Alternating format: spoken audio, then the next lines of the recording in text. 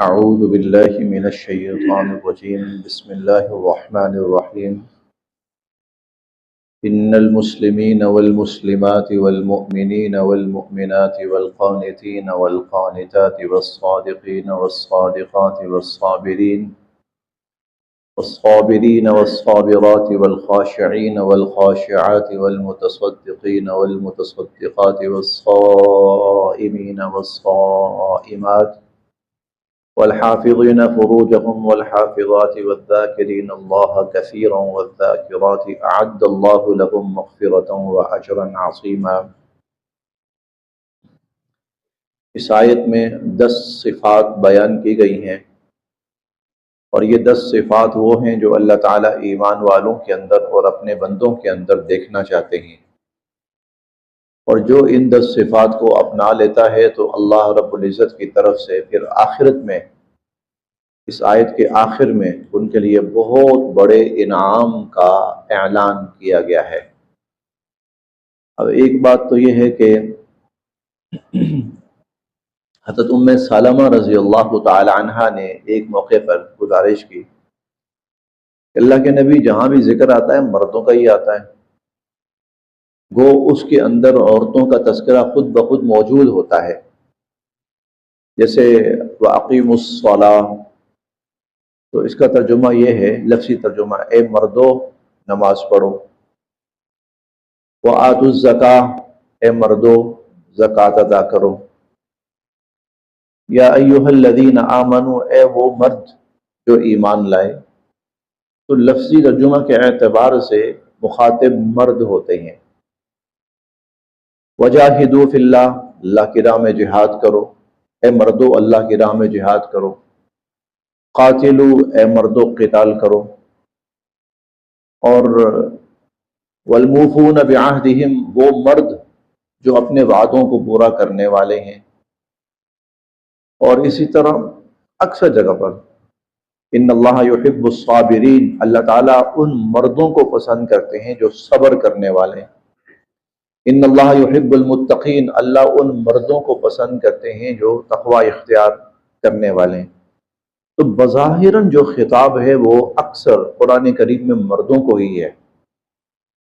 تو ام سلمہ رضی اللہ عنہا ایک دفعہ کہہ اٹھی ہیں، اللہ کے نبی، مردوں کو ہی مخاطب کیا جاتا ہے، ہمارا تو ذکر ہی نہیں ہوتا۔ تو اللہ رب العزت نے پھر یہاں پر مردوں اور عورتوں دونوں کا یکساں ذکر کیا۔ ایک تو یہ ہے، اور دوسرا یہ ہے کہ جو پچھلی آیات ہیں ان میں بظاہراً جو خطاب تھا وہ ازواج مطہرات سے تھا، امہات المؤمنین سے تھا، یا نساء النبی، یا ایھا النبی قل لازواجک، اے نبی علیہ الصلوۃ والسلام، اہل البیت۔ تو بظاہر جو خطاب تھا وہ ازواج مطہرات، نساء النبی، امہات المؤمنین کو تھا۔ تو اللہ تعالیٰ یہاں پر فرمانا یہ چاہتے ہیں کہ بھائی بات صرف ان تک محدود نہیں ہے کہ وہ نماز پڑھیں، وہ زکوٰۃ ادا کریں، وہ ایسا کریں، نہیں، ہر مسلمان مرد اور عورت اپنے اندر یہ اچھی صفات پیدا کریں۔ ان المسلمین، بے شک مسلمان مرد، والمسلمات، اور مسلمان عورتیں، والمؤمنین، اور مومن ایمان والے مرد، والمؤمنات، اور ایمان والی عورتیں۔ اسلام کہتے ہیں ظاہراً اظہار، ظاہراً اظہار اسلام کہلاتا ہے۔ ایمان کہتے ہیں دل و جان سے کسی چیز کا تسلیم کرنا۔ اس کی بہت ساری تعبیرات کی گئی ہیں، اور کہیں پر یہ ہے کہ مسلمان وہ ہوتا ہے جو اللہ کو مانتا ہے، مومن وہ ہوتا ہے جو اللہ کی مانتا ہے، ٹھیک ہے، وہ بھی ٹھیک ہے۔ اور اسلام ظاہراً جب ہم کسی چیز کو اختیار کر رہے ہوتے ہیں ظاہراً، تو وہ جو ہمارا ظاہری روپ ہوتا ہے وہ اسلام کہلاتا ہے۔ جیسے ہم انشاءاللہ یہ پڑھیں گے 26ویں پارے کے اندر منافقین کا، وہاں پر کچھ لوگوں کا تذکرہ آتا ہے وہاں پر۔ تو وہاں اللہ تعالیٰ فرماتے ہیں یہ نہ کہو آمنا، ہم ایمان لائے، لا تقولوا آمنا، یہ نہ کہو ایمان لائے، ولیکن قولوا اسلمنا، یہ کہو ہم اسلام لائیں۔ وَلَمَّا يَدْخُلِ الْإِيمَانُ فِي قُلُوبِكُمْ، ابھی ایمان تمہارے دلوں میں داخل نہیں ہوا۔ جب ایمان دلوں میں داخل ہوگا نا تو پھر کہنا آمنا، پھر ایمان کی بات کرنا۔ ابھی تم نے ظاہراً مسلم کمیونٹی کو ایکسپٹ کیا ہے، ایکسپٹ نہیں کیا، اس کے اندر رہ رہے ہو تو ظاہری جو اسلام کے رکھ رکھاؤ ہیں وہ تم نے اپنا لیے۔ اسی لیے ابھی صرف اسلم نہ کہو، ابھی آمنا نہ کہو، ابھی ایمان تمہارے دلوں میں داخل نہیں ہوا۔ تو اسی طرح ایک ہم وہ پڑھتے ہیں ایمان مجمل اور ایمان مفصل، تو وہاں دو لفظ آتے ہیں، اقرار باللسان، زبان سے اقرار، تصدیق بالقلب، اور دل سے پھر اس کو سچا ماننا۔ اقرار باللسان جو ہے زبان سے کلمہ پڑھ لینا، یہ اسلام ہے، اور پھر اس کو تصدیق بالقلب، دل کی گہرائیوں سے اس کو صحیح اور سچا ماننا، یہ ایمان ہے۔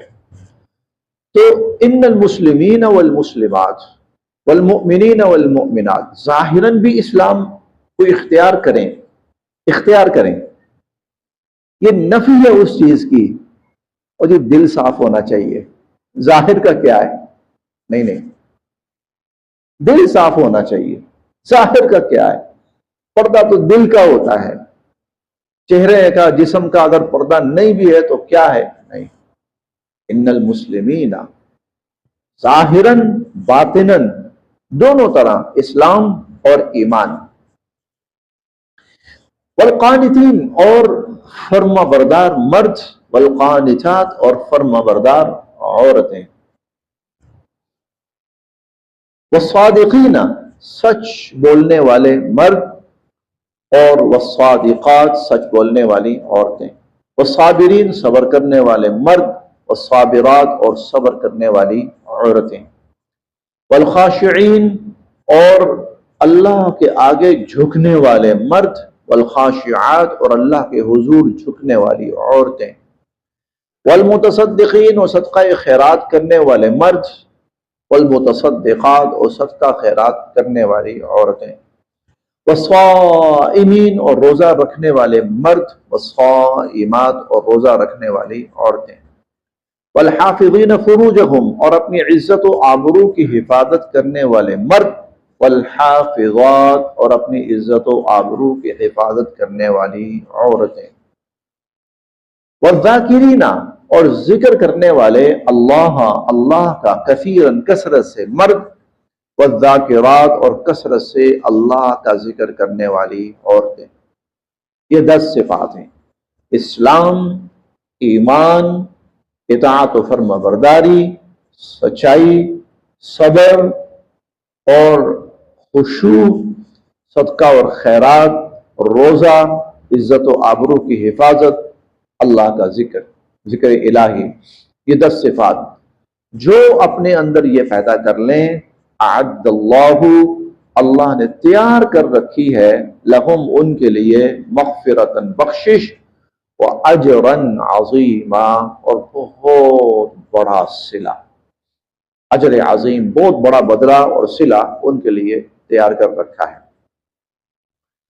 وما کانا، اور نہیں ہے، لمؤمن، کسی مومن مرد کے لیے، ولا مؤمنہ، اور کسی مومنہ عورت کے لیے، کسی مومن مرد اور کسی مومنہ عورت کے لیے نہیں ہے، اذا، جب، قضا، فیصلہ فرما دیں، اللہ ورسولہ، اور اس کے رسول، امرن، کسی کام کا، اللہ اور اس کے رسول جب کسی کام کا فیصلہ فرما دیں، ان یکونا، کہ ہو، لہم، ان کے لیے، الخیارہ، اختیار، من امرہم، اس معاملے میں، اللہ اور اللہ کا رسول جب کسی کام کا فیصلہ فرما دیں تو پھر اس معاملے میں کسی مومن مرد اور عورت کا کوئی اختیار باقی نہیں رہتا۔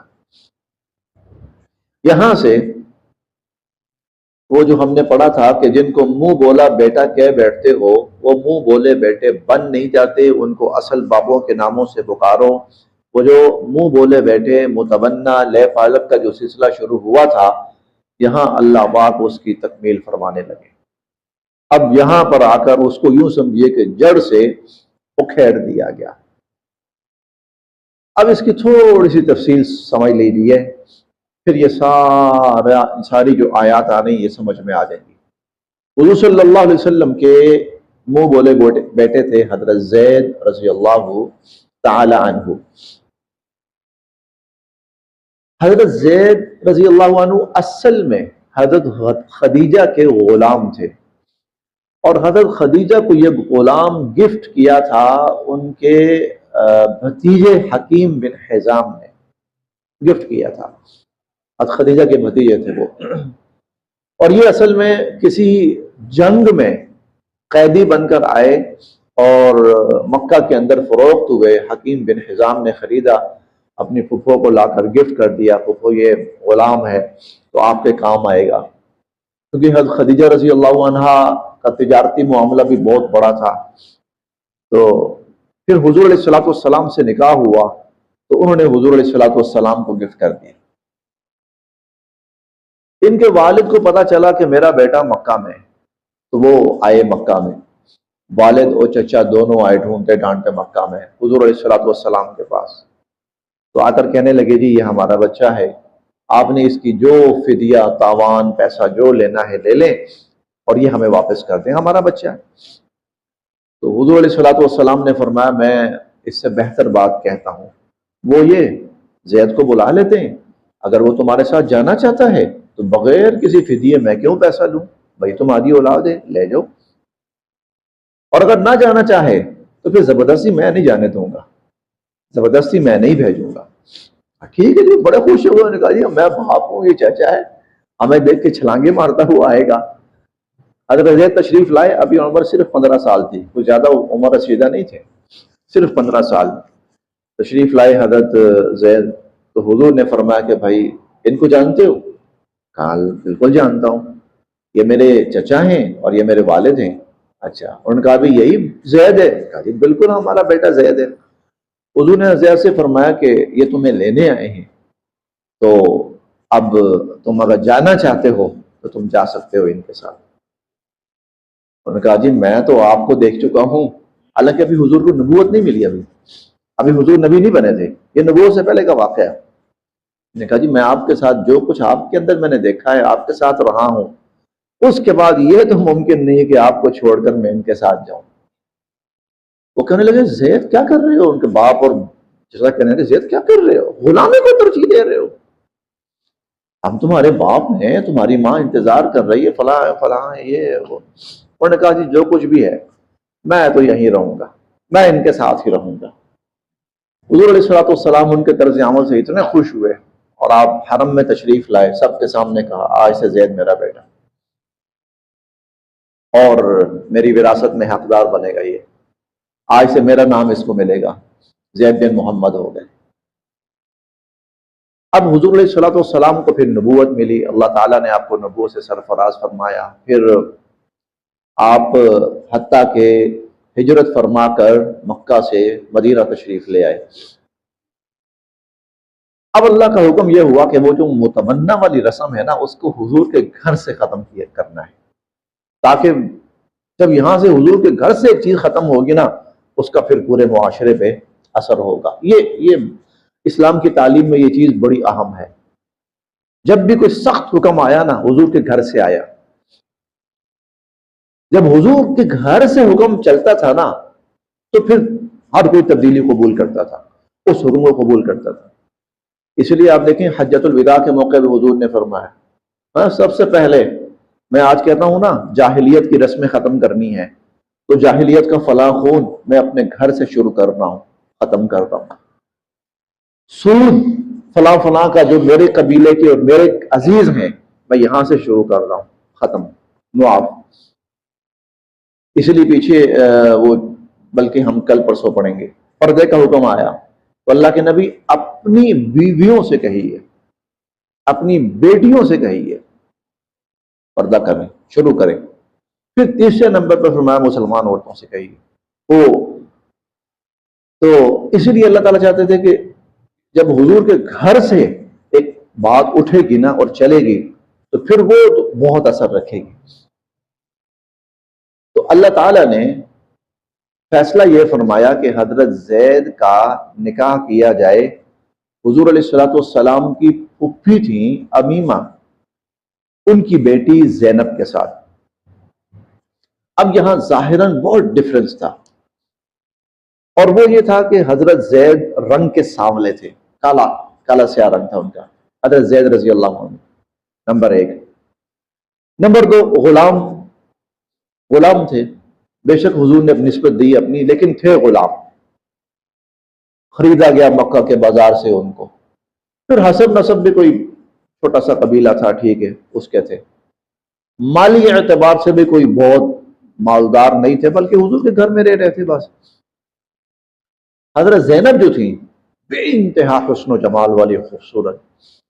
پھر جو ان کا حسب نسب ہے، عرب اس پہ بڑا فخر کرتے تھے، حسب نسب ہے تو بہت بڑا قبیلہ ہے، بنو ہاشم ہے، حضور کی نسبت ہے، مالی اعتبار سے بڑے مستحکم۔ ان کے جو وہ ہیں نانا ہیں، عبد المطلب ہیں، عبد المطلب نانا ہے، بہت بڑا نام ہے، عرب ان کا اپنا ہے سارا۔ تو حضور نے جب یہ رشتہ بھجوایا نا، تو حضرت زینب اور ان کے بھائی حضرت عبداللہ، ان دونوں نے کہا جی ہمیں تو یہ رشتہ قبول نہیں ہے، یہاں تو کوئی جوڑ بن ہی نہیں رہا۔ اس پر یہ آیت نازل ہوئی، یہاں معاملہ عام نہیں ہے، یہ خاص معاملہ ہے، آپ سے فی الحال رائے نہیں مانگی گئی، آپشن نہیں دیا گیا، یہاں تو حکم ہے۔ لہذا وما كان لمؤمن ولا مؤمنہ، کسی مومن مرد کے لیے اور کسی مومن عورت کے لیے جائز نہیں ہے، اذا قضى اللہ ورسولہ، کہ جب اللہ اور اس کا رسول فیصلہ کر دیں امرن کسی کام کا، تو ان یکون لهم الخیرۃ من امرہم، تو وہ اس میں اپنا کوئی اختیار استعمال کریں، اس کا ان کے پاس کوئی اختیار نہیں ہے۔ بے شک یہ آیت یہاں پر ایک مخصوص موقع اور واقعے کی بنا پہ نازل ہوئی، لیکن یہ حکم عام بھی ہے۔ اللہ اور اس کے رسول کا جن کا منہ میں فیصلہ ہو چکا ہے نا، دی اینڈ، وہاں پھر آگے میں چوں چراں کیوں کیسے نہیں، کچھ بھی نہیں، بس وہاں پھر فیصلہ ہے۔ شراب حرام کر دی ہے اللہ تعالیٰ نے، اللہ کے رسول صلی اللہ علیہ وسلم نے صراحتاً اس کی حرمت کے احکام بیان فرمائے، ختم ہوگی بات ختم ہوگی، فیصلہ ہے۔ ابھی کچھ عرصہ پہلے اتنی افسوسناک بات ہے کہ بتاتے ہوئے شرم آتی ہے، سندھ اسمبلی میں ایک ہندو ہے، وہ اسمبلی کا ممبر ہے، سندھ اسمبلی کا، رمیش کمار اس طرح کا کوئی نام ہے اس کا۔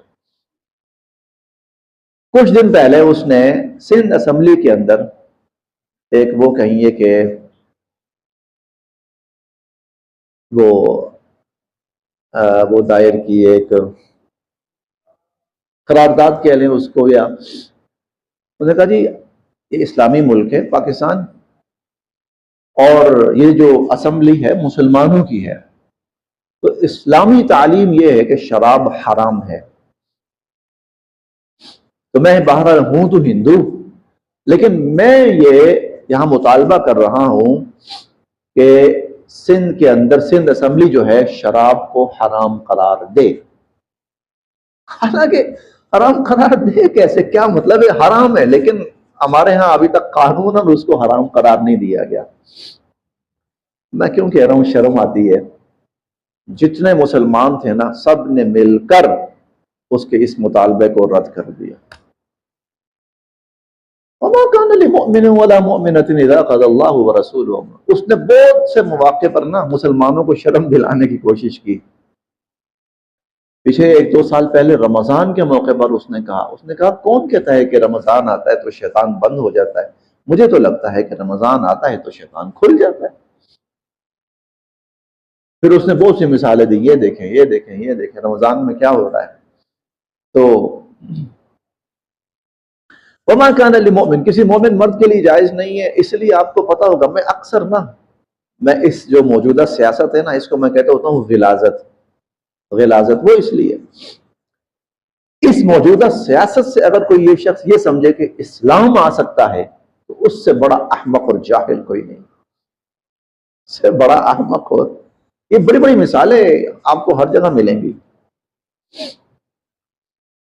وَمَن يَعْصِ، اور جو نافرمانی کرے گا اللہ کی، و رسولہ، اور اس کے رسول صلی اللہ علیہ وسلم کی، واضح حکم آنے کے بعد جو اللہ اور اس کے رسول کی نافرمانی کرے گا، فقد ضل، وہ جا پڑا، ضلالا مبینا، بہت بڑی گمراہی میں، وہ بہت بڑی گمراہی کا شکار ہوا۔ لیں جی، کچھ ناراضگی آئی، لیکن جب جو ہی یہ آیت نازل ہوئی اور حضور نے یہ حکم سنایا، انہوں نے فوراً تسلیم کر لیا۔ انہوں نے کہا یہ معذرت، اگر اللہ اور اللہ کے رسول کا حکم ہے تو پھر تو ہمارے پاس گنجائش ہی کوئی نہیں، نکاح ہو گیا۔ لیکن یہاں اللہ کی اپنی مشیت بھی کچھ اور ہی چل رہی تھی۔ اب نکاح تو ہو گیا، لیکن وہ جو ایک باہمی ہم آہنگی ہوتی ہے نا، وہ نہیں بن پا رہی تھی۔ وہ میاں بیوی کے درمیان جو انڈرسٹینڈنگ ہوتی ہے وہ ڈیولپ نہیں ہو پا رہی تھی۔ حضرت زید رضی اللہ عنہ نے کئی دفعہ حضور سے کہا، اللہ کے نبی یہ نا رشتہ بن نہیں پا رہا، تو میں یہ چاہتا ہوں کہ میں اس رشتے کو ختم کر دوں، وہ بھی میرے ساتھ خوش نہیں ہے، تو یہ رشتہ بن نہیں پا رہا۔ پڑھیے ذرا، بات سمجھ آتی جائے گی۔ وَإِسْتَقُولُ، اور جب آپ فرمانے لگے، لِلَّذِي، اس شخص سے، انعم اللہ نے احسان فرمایا، علیہ جس پر، وَأَنْعَمْتَ، اور آپ نے بھی احسان فرمایا، علیہ اس پر، جس پر اللہ نے بھی احسان کیا اور آپ نے بھی احسان کیا، اور یہ احسان ابھی بیان ہو چکا۔ آپ اس سے کہہ رہے تھے، امسک علیکا، امسک برقرار رکھ، روکے رکھ، علیکا اپنے پاس، زوجکا اپنی بیوی کو، اپنی بیوی کو اپنے پاس ہی رکھو، اپنی بیوی کا اور اپنا جو رشتہ ہے اس کو بحال رکھنے کی کوشش کرو۔ واتق، اور ڈرو، اللہ سے، اور اللہ سے ڈرو۔ وتخفی، اور آپ چھپا رہے تھے، فی نفسک، اپنے دل میں، اے نبی آپ چھپا رہے تھے اپنے دل میں، ماں وہ بات، اللہ مبدی، اللہ نے جس کو ظاہر کرنا تھا۔ اصل تو آپ کو پتا تھا ہونا کیا ہے، لیکن ابھی آپ اس کو ظاہر نہیں کرنا چاہ رہے تھے۔ ابھی حالانکہ جس رشتے نے ٹوٹنا ہے، آپ اس کو کہہ رہے ہیں نہیں توڑو، نہیں، اس کو جوڑ کے رکھو، اس کو توڑنے کے معاملے میں اللہ سے ڈرو۔ وَتُخْفِي فِي نَفْسِكَ، اور آپ اپنے دل میں چھپا رہے تھے، وَاللَّهُ مُبْدِي، جس کو اللہ ظاہر کرنے والے تھے۔ وَتَخْشَى النَّاسَ، آپ لوگوں سے، آپ کو لوگوں کا اندیشہ تھا، آپ کو لوگوں کا اندیشہ تھا۔ واللہ احق، اور اللہ کی ذات زیادہ حق رکھتی ہے، ان تخشا، کہ آپ اللہ سے ڈریں۔ لوگوں کا اندیشہ کیا تھا؟ عرب کے معاشرے کے مطابق زید حضور کے بیٹے، تو بیٹے کی جو بیوی ہے بہو، اور بہو بیٹی ہوتی، تو عرب کا معاشرہ کیا کہہ رہا ہے کہ حضرت زینب اب حضور کی بیٹی ہے، بہو ہے، حضرت زینب اب حضور کی بیٹی ہے، اور کل کو اگر حضور کا نکاح حضرت زینب سے ہوتا ہے تو دنیا کہے گی کہ یہ کون سی نبوت ہے، اپنی بیٹی سے نکاح کر لیا۔ یہ بہت بڑی بات تھی، یہ بہت بڑی بات تھی، اور اس سے کافر تو کافر رہے، مسلمانوں کے دل میں بھی ایسی کوئی بات آ سکتی تھی۔ یہ سب حضور کے ذہن میں تھا، وہ چل رہا تھا، تو آپ کے ذہنوں میں ابھی لوگوں کا تھا، لوگ بات کریں گے، لوگ باتیں کریں گے، ایک بہت بڑا پریشر آئے گا۔ اور دیکھیں ایک شریف آدمی ہو نا، واقعتاً شریف آدمی ہو، جینون شریف آدمی ہو، اسے پتا ہوتا ہے کہ میں نے اپنے بھائیوں کو بھی فیس کرنا ہے، چچا زاد کو، مامو زاد کو، فلاں کو، میں نے اس محفل میں بھی بیٹھنا ہے، میں نے اس میں بھی بیٹھنا ہے، تو وہ کیا کہے گا، وہ کیا کہے گا، دوست کیا کہیں گے، ساتھی کیا کہیں گے، اسے ہوتا ہے میں نے ہر کسی کو منہ دکھانا ہے، پھر اللہ کے نبی ہیں تو بہت بڑا مقام ہے، تو یہ سب ذہن میں ہے کہ یہ لوگ تو کہیں گے بیٹی سے شادی کر لی، پھر میری بیویاں موجود ہیں، ان کا سسرال موجود ہے، سب کچھ بہت لمبا سلسلہ بن جاتا ہے۔ جب بندہ شادی شدہ ہو جاتا ہے نا، اولادیں ہو جاتی ہیں، پھر صرف اپنا نہیں سوچتا بندہ، کوئی بندہ سوچتا ہے میری اولادیں ہیں اور ان کے آگے سسرال ہیں، پتہ نہیں بات کہاں تک جاتی ہے. وَتَخْشَى النَّاسَ، آپ لوگوں سے تھوڑا سا فکر مند تھے. وَاللَّهُ أَحَقُّ أَن تَخْشَاهُ، اللہ کی ذات حق رکھتی ہے کہ صرف اس سے ڈرا جائے. فلما، پھر جب، قضا، پوری کر لی، زیدن، حضرت زید نے، منہا، اس اپنی بیوی سے، وطرن، اپنی حاجت پوری کر لی یعنی طلاق دے دی، زوجنا، کہا، زوج تو نکاح کرا دیا، نا، اوپر دیکھیں ایک ایک لفظ کا الگ الگ ترجمہ، صرف ایک لفظ کے اندر اللہ نے سارا مسئلہ بیان کر دیا. زوج، نکاح کرا دیا، نا، ہم نے، کا، آپ کا، ہاں، اس عورت سے. زوجنا، کہا تو ہم نے آپ کا اس خاتون یعنی حضرت زینب سے نکاح کرا دیا. یہ زمین پر نہیں ہوا، یہ نکاح زمین پر نہیں ہوا، یہ نکاح اللہ رب العزت نے فرشتوں کے سامنے حضور کا اور حضرت زینب کا پڑھایا. اور اسی بنا پر حضرت زینب بقیہ ازواج کے سامنے بطور شکرانہ کے کہا کرتی تھیں تم سب کے نکاح زمین پر لوگوں نے پڑھائے، میرا نکاح حضور کے ساتھ آسمان پہ اللہ نے پڑھا. زوجنا، کہا، امہات المؤمنین، ازواج مطہرات، یہ بہت بلند مرتبہ خواتین تھی، بہت ہی بلند مرتبہ. ہم کل تو شاید نہیں لیکن پرسوں پڑھیں گے، یا ایھا النبی انا احللنا لک ازواجک. آپ کی ایک ایک، میں اس کا ترجمہ اپنی طرف سے کر رہا ہوں، آپ کی ایک ایک بیوی چن چن کے ہم نے آپ کو دی. آپ کی ایک ایک زوجہ چن چن کر ہم نے، اس لیے حضور فرماتے تھے کہ میں نے اپنی کسی بیوی سے اس وقت تک نکاح نہیں کیا جب تک اللہ کی طرف سے مجھے اس کا حکم نہیں ہوا. تو زوجنا، کہا ہم نے آپ کا ان سے نکاح کرا دیا، لکئی، تاکہ، لا یکونا، نہ ہو، علی المؤمنین، ایمان والوں پر، حرج، تنگی، لکئی لا یکون علی المؤمنین حرج، تاکہ ایمان والوں پر کوئی تنگی نہ ہو، فی ازواج ادعیائہم، ازواج، بیویاں، ادعیائہم، ان کے منہ بولے بیٹے، تاکہ ایمان والوں پر ان کے منہ بولے بیٹوں کی بیویوں کے بارے میں کوئی تنگی نہ رہے. اذا، جب، قضوا، وہ پوری کر لیں، منہن، ان سے، وطرا، اپنی حاجت. یعنی یہ معاملہ صرف حضور کے ساتھ نہیں رہا کہ منہ بولے بیٹے نے جب طلاق دے دی تو حضور نے اس خاتون سے شادی کر لی. یہ صرف حضور کے لیے نہیں ہے بلکہ کوئی اور ایمان والے کرنا چاہیں تو وہ بھی کر سکتے ہیں. منہ بولا بیٹا بنایا ہوا، کل کو منہ بولا بیٹا فوت ہو گیا، اس کی جو بیوی ہے اس کے ساتھ منہ بولا باپ نکاح کر سکتا ہے، تاکہ ایمان والوں پر کوئی تنگی نہ رہے، ان کے لیے کوئی مشکل نہ رہے. دوسرے لفظوں میں سب کے لیے ہم نے یہ معاملہ ختم کر دیا کہ منہ بولا بیٹا کوئی سگا بیٹا ہو سکتا ہے یا اس کی حیثیت سگے بیٹے جیسی ہو سکتی ہے، یا وہ وراثت کے اندر کوئی شامل ہو سکتا ہے، یا اس کی بیوی کوئی سگی بہو ہو سکتی ہے، بیٹی کی طرح ہو سکتی ہے. ختم کر دیا. نہ صرف یہ کہ حضور کا ہم نے کر دیا بلکہ ایمان والوں میں سے جو کرنا چاہے وہ کر سکتا ہے.